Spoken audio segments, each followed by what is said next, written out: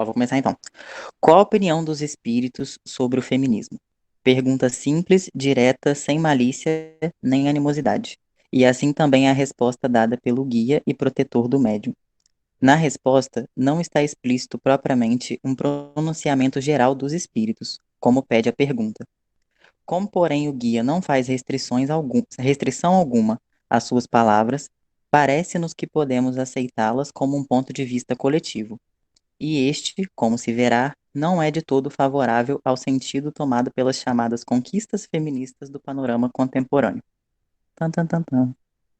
Eis como pensam os espíritos sobre essa questão, segundo a resposta assinada por Emmanuel. A mulher deve colaborar com o homem de forma admissível ao seu sexo, nas variadas esferas de sua atividade, mas não compreendemos como legítimo esse movimento de masculinização espetaculosa preconizada por inúmeros orientadores do mal feminismo, os quais iludem a mulher quanto às suas obrigações no seio da coletividade. O homem e a mulher, dependendo um do outro, são elementos que se completam para a consecução da obra divina. A mulher não precisa masculinizar-se, precisa educar-se dentro da sua feminilidade. O problema do feminismo não é o da exclusão da dependência da mulher, deve ser o da compreensão dos seus grandes deveres. Dentro da natureza, as linhas determinadas pelos desígnios insondáveis de Deus não se mudam sob a influência do limitado arbítrio humano, e a mulher não pode transformar o complexo estrutural do seu organismo. Homem e mulher, cada um deles tem obrigações nobilíssimas a cumprir nas posições diferentes em que foram colocados dentro do planeta. Aliás, na humanidade, a mulher, por sua profunda capacidade receptora, guarda os deveres mais sagrados diante das leis divinas. Todas as questões feministas se reduzem a um problema de educação mais do que necessária. Neste século, as experimentações tocam ao auge.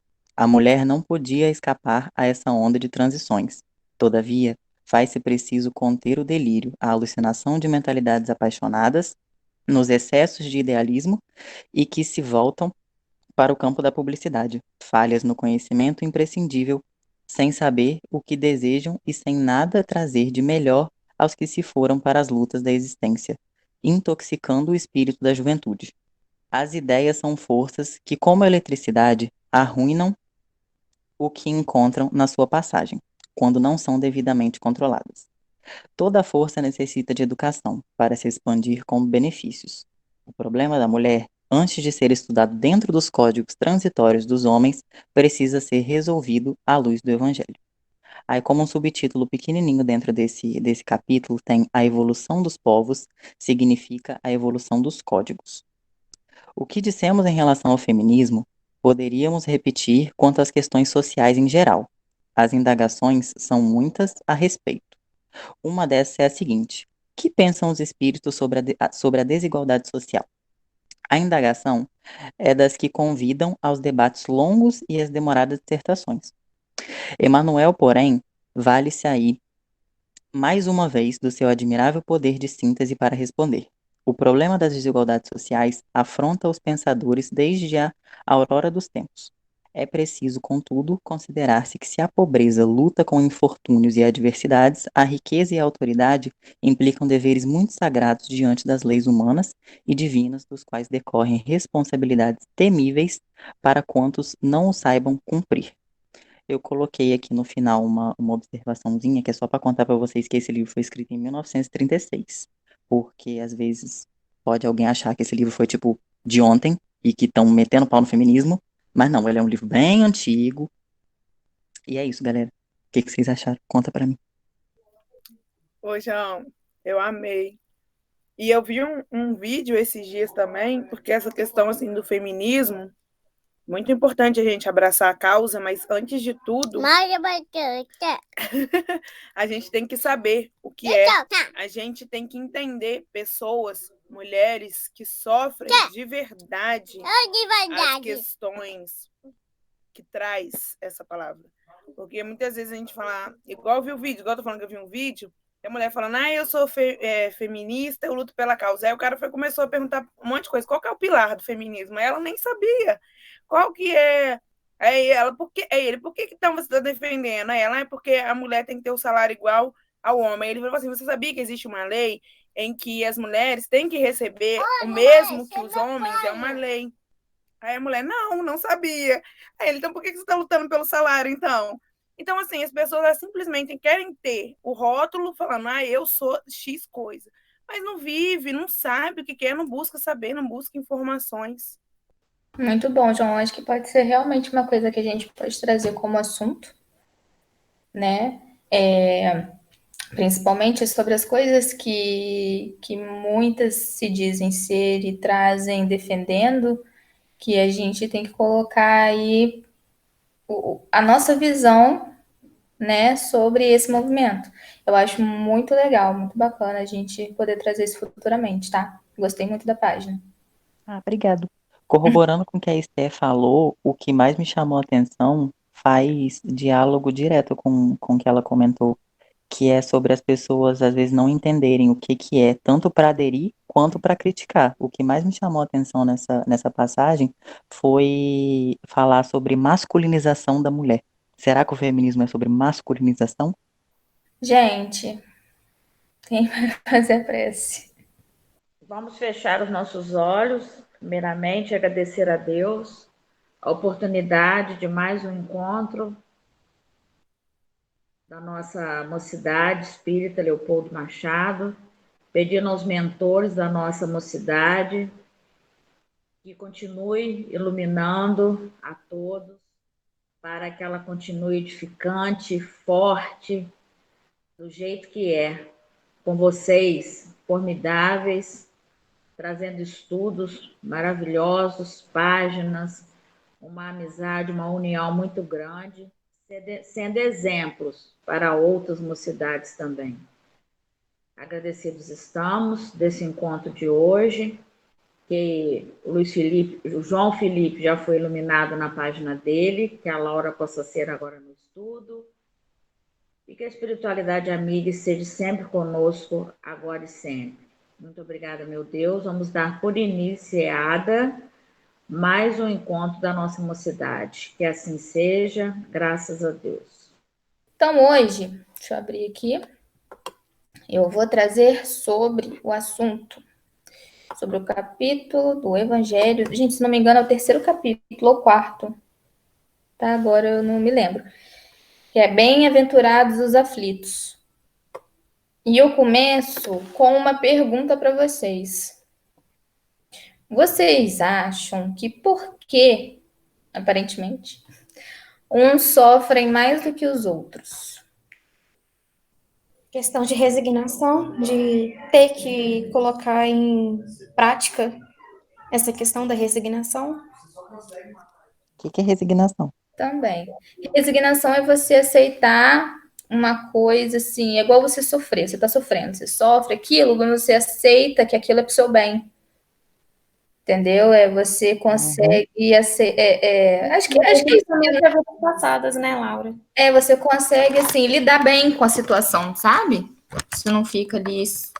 Eu pensei em outra palavra, eu acho que é resiliência a palavra que você se adapta a várias. É resiliência. Ela quis Então, falar eu resiliência. acho que é isso, porque eu brinco com a minha mãe, se ela escutar, vai vir aqui brigar comigo. Eu brinco com a minha mãe que eu acho que assim, as pessoas têm formas diferentes de lidar com as coisas, principalmente com o sofrimento. Eu brinco com a minha mãe que eu passo pelo sofrimento assim, fingindo que ele nem tá ali, sabe? Fazendo cego. E eu falo com a minha mãe que ela é igual a tristeza do Divertidamente, que ela fica. Acontece alguma coisa com ela, ela fica, ai, meu Deus, Seria eu vou muito bom morrer. ela estar ouvindo isso. Depois você coloca o vídeo para ela assistir essa aula, então, que vai ser muito importante. Vou colocar. Mais alguém? A Liz falou aí sobre a resiliência, né? Eu penso também nas questões assim, né, das provas, né, das provas e expiações, né, que a gente tem que passar. Mas também eu penso o seguinte: quando envolve essa questão aí de você passar bem por uma prova, isso é um testemunho vivo para outras pessoas. vamos supor, vamos dizer um caso assim, talvez que não tenha nada a ver mais com dela, mas vamos dizer que seja uma pessoa que não tem dinheiro, que seja pobre, que não tem o que comer, e você olha, você vê a pessoa feliz, você vê a pessoa alta astral, e você fala, nossa, eu tô sem dinheiro esse mês para poder fazer um passeio. Aí você fica triste por uma situação que está acontecendo com você, sendo que tem outras pessoas passando por coisas muito piores. Então, eu penso que uma situação colabora com a outra para que as pessoas olhem e aprendam. A Alice colocou aqui, minha mãe era assim, sua mãe era. Sua mãe doente lá na Turma da Alegria com a gente, animada, ela que montou o grupo. Foi graças a ela. E essa foi toda na força também do espiritismo, né? Porque ela estudava, ela era dedicada, a doutrina com certeza ajudou muito ela a passar por esse momento. É verdade. Gente, nessa mesma pergunta, é porque eu não falei, agora que eu tô lendo que eu coloquei aqui também, cabe a outras duas perguntas, né? Por que uns nascem na miséria e outros na opulência, sem nada terem feito para justificar essa posição? Porque para uns nada dá certo, enquanto para outros tudo parece sorrir. Né? A gente fica se perguntando, poxa, fulano, tudo dá certo para ele, não faz nada para conquistar aquilo e ele consegue. Já nasceu com a sorte, né? E para mim, que batalha, não sei o que, nada dá certo. Por que será que... Porque é difícil compreender, né? Ver e compreender os homens virtuosos sofrerem ao lado dos maus que prosperam. Né? O bandido que se dá bem. Por que isso acontece? Aí, segundo o Evangelho, né?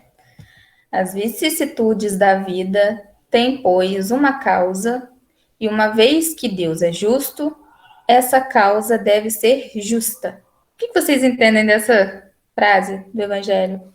Se quiserem, eu repito. Repete pra gente. As vicissitudes da vida têm, pois, uma causa, e uma vez que Deus é justo, essa causa deve ser justa.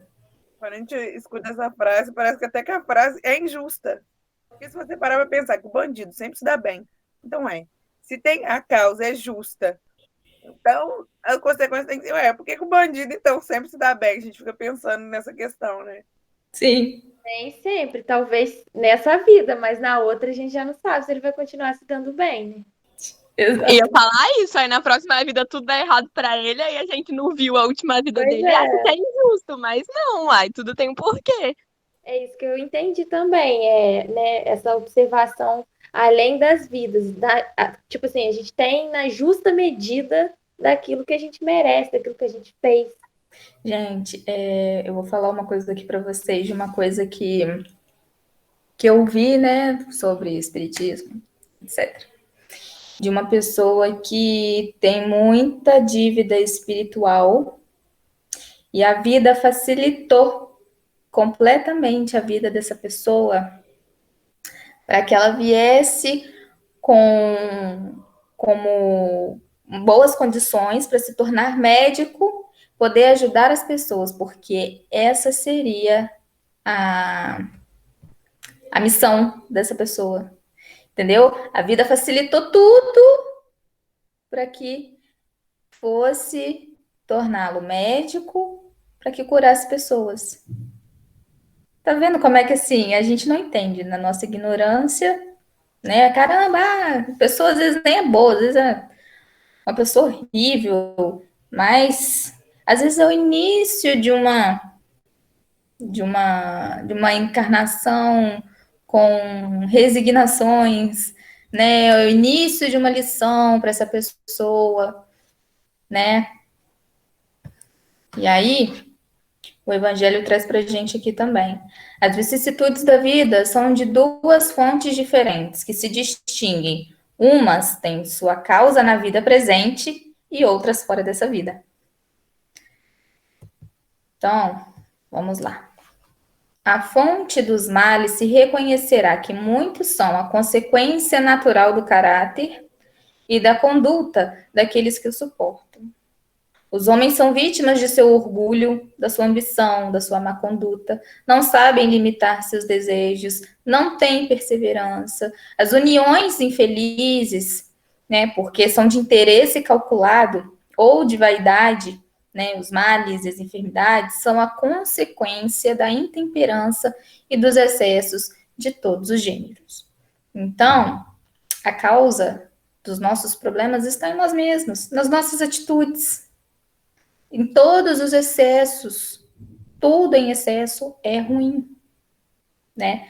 A gente sabe que estamos num local, o planeta Terra é um lugar onde a gente vê de tudo, a gente tem de tudo, né? E aqui ainda é um lugar onde o mal prevalece.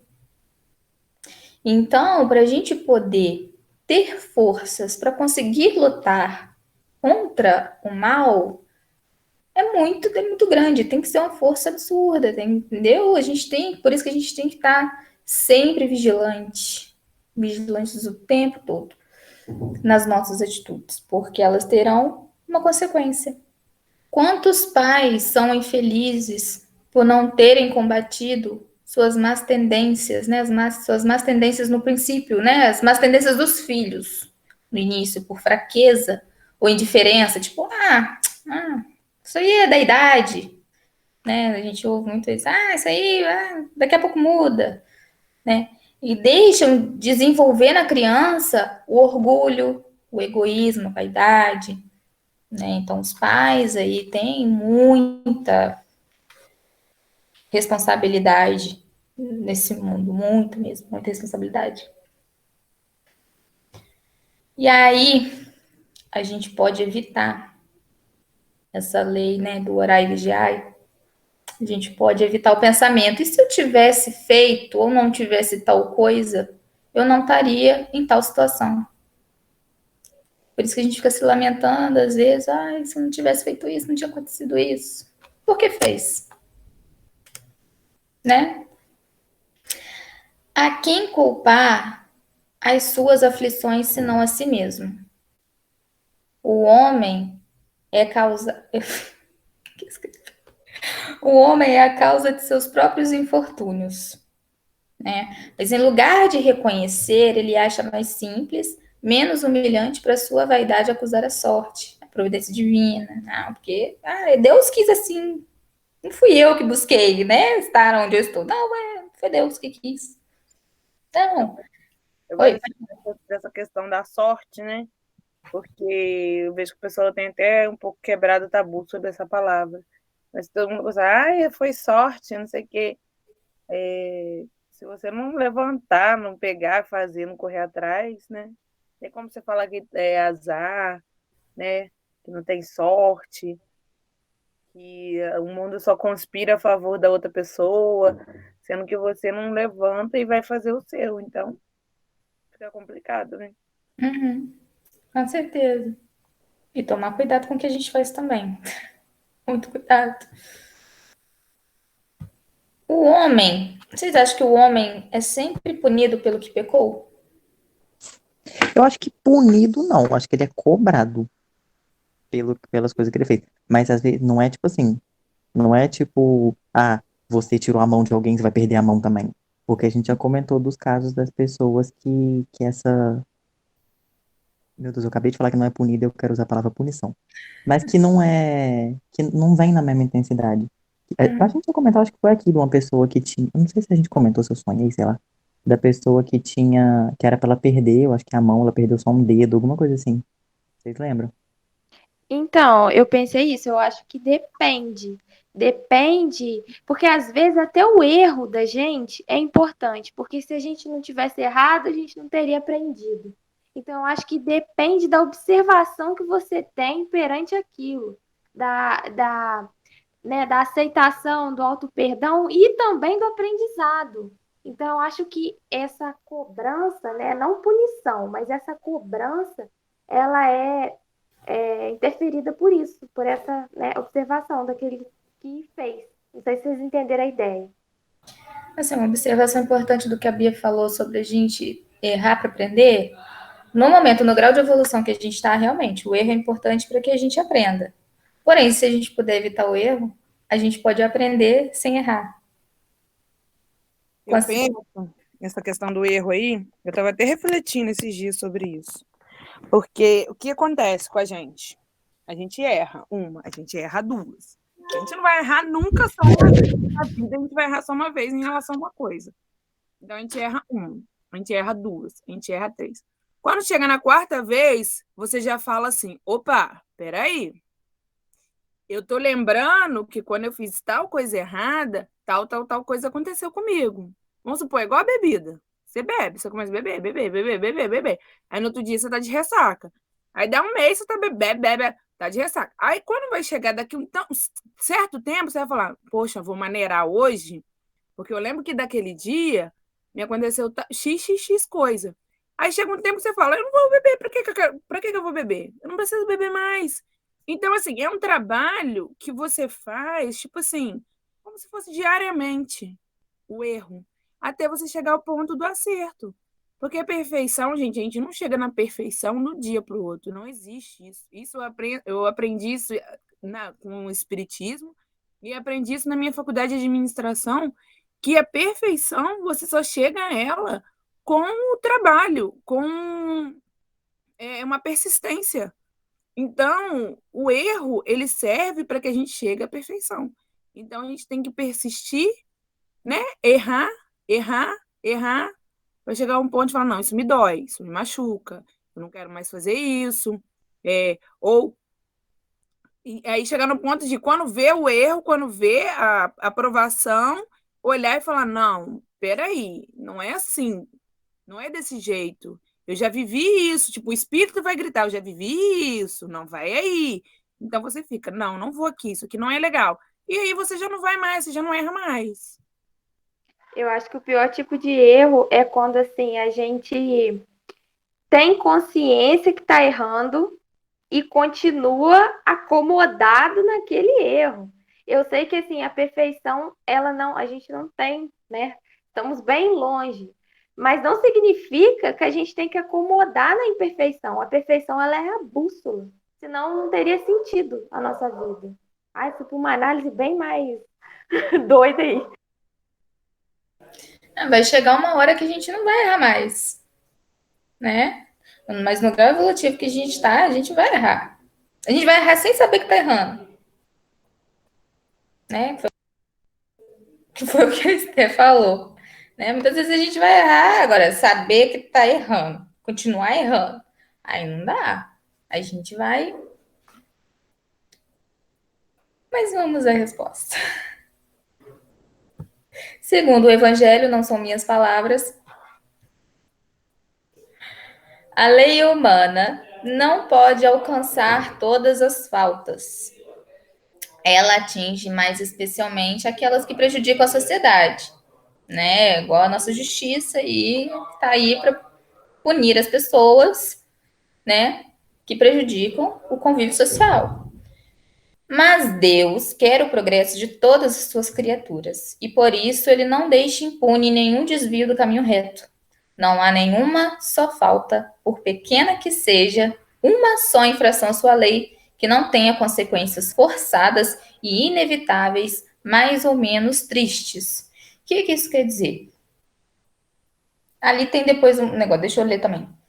Os sofrimentos que lhe são a consequência são para ele uma advertência de que fez mal. Eles lhe dão a experiência, fazendo sentir diferença do bem e do mal, a necessidade de se melhorar.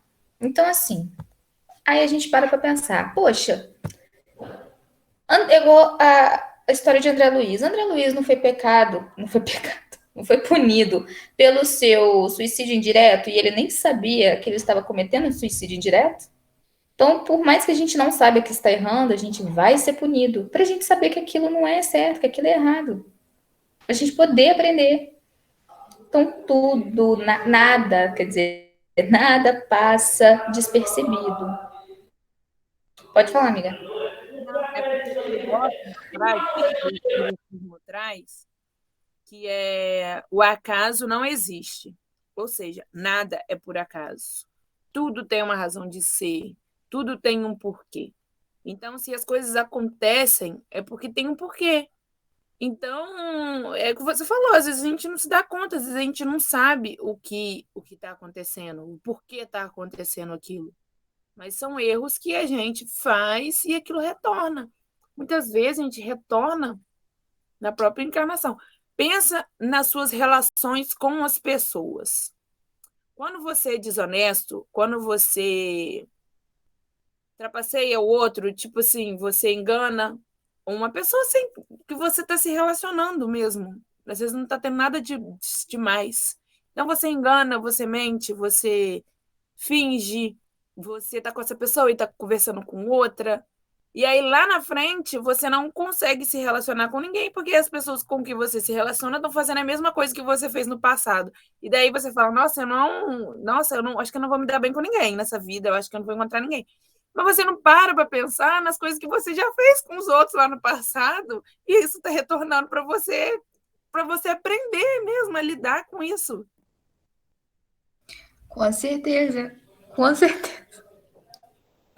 Pra você ver como é que são as coisas mínimas, assim, que, gente, são inimagináveis, de que são erros, assim, né? Parece que ninguém tá vendo, né? Ninguém tá vendo, mas tá vendo. Agora, deixa eu ver onde eu parei. Bom, todo o sofrimento, continuando, né, que a gente tá falando, todo sofrimento tem uma causa.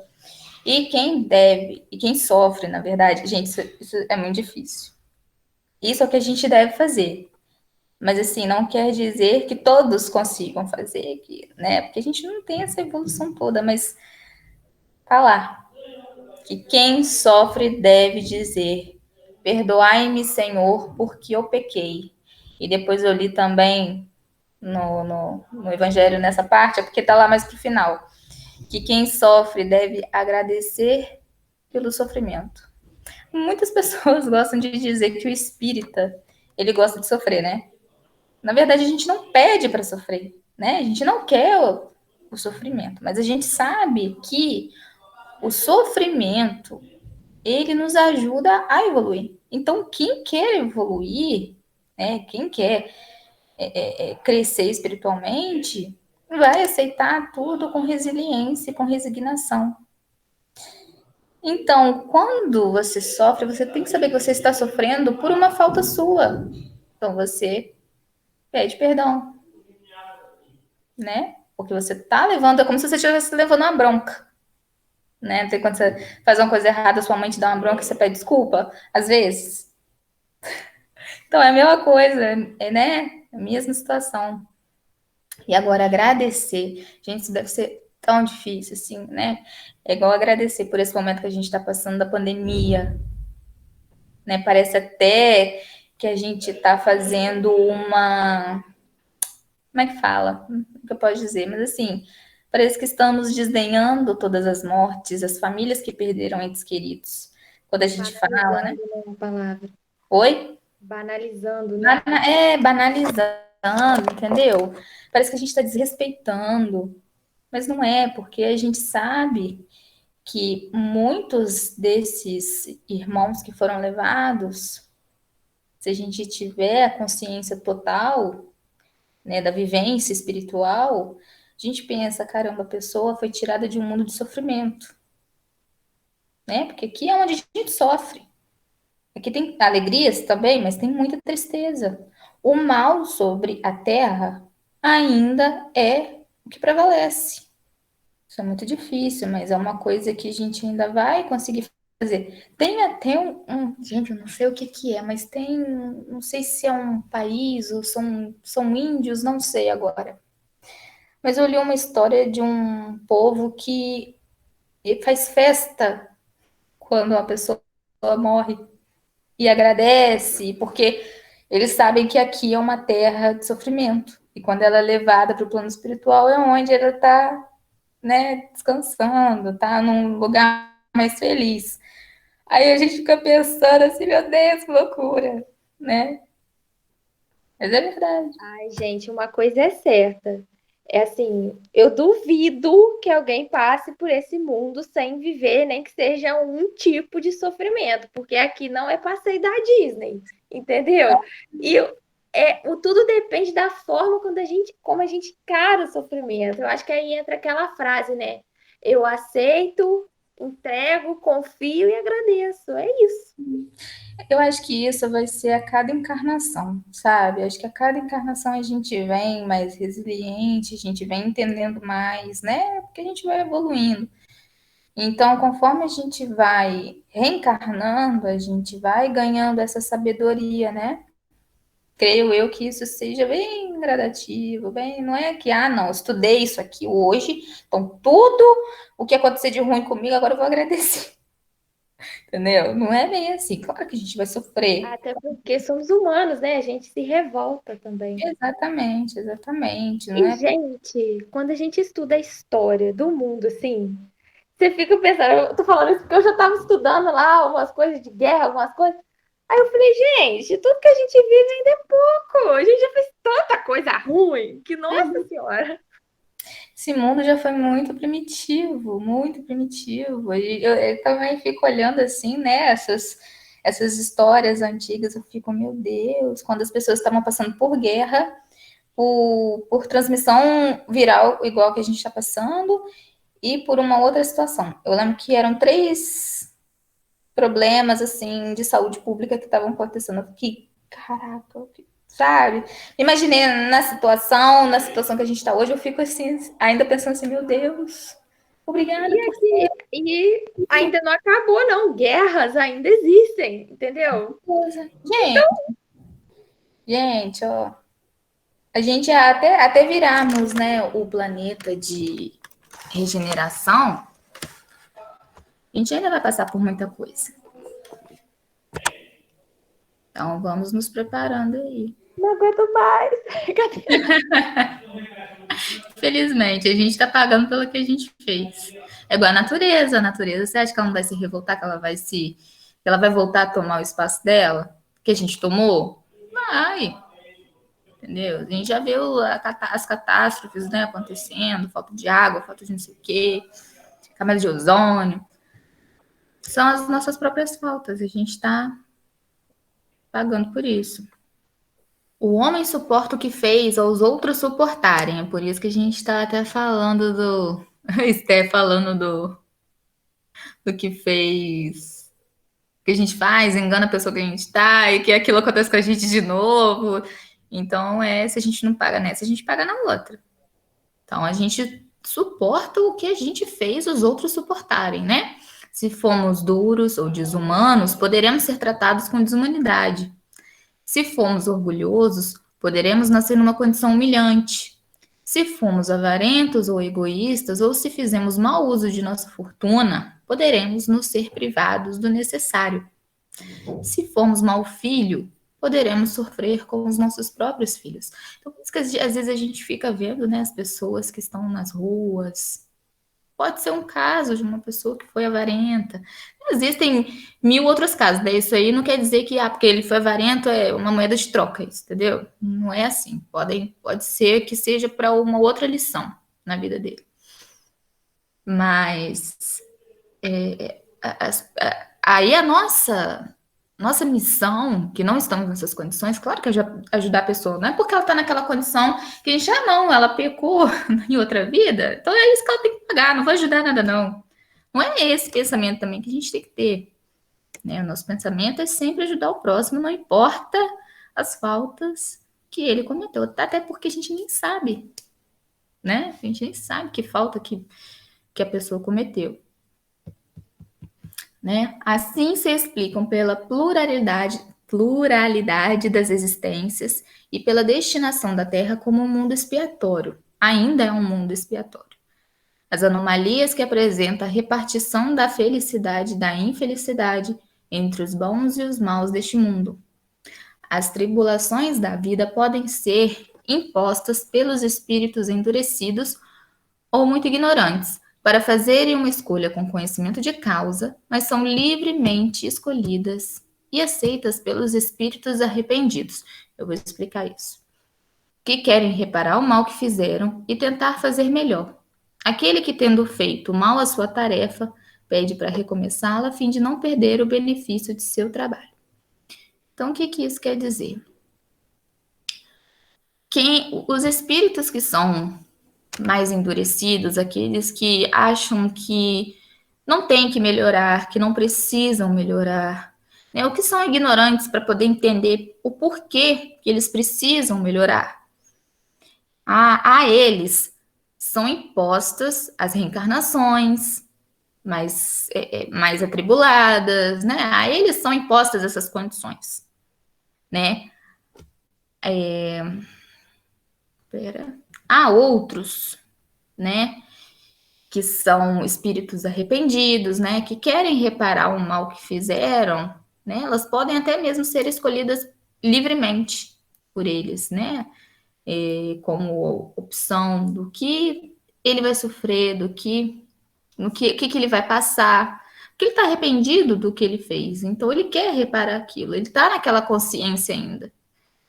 Então ele tem a livre escolha, né, das suas tribulações. Então, por muitas vezes, sim, nós escolhemos as condições que nós estamos hoje. E aqueles que fizeram a sua tarefa mal feita, muitas vezes pedem para recomeçá-la da mesma maneira, para que passem pela mesma situação, para reparar a reencarnação passada que não foi bem feita, né? Para não perder o benefício do seu trabalho. Que a gente não regride, mas a gente progride. Mas a gente fica estagnado. E estagnar é uma maneira de regredir. Você não está progredindo. Então, sim, por muitas vezes, nós pedimos para nascer, sim.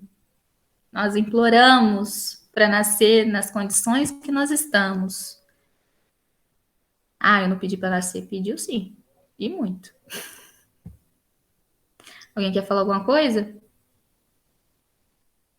Eu ia falar alguma coisa, mas eu bem me fugiu aqui da cabeça sobre essa questão mesmo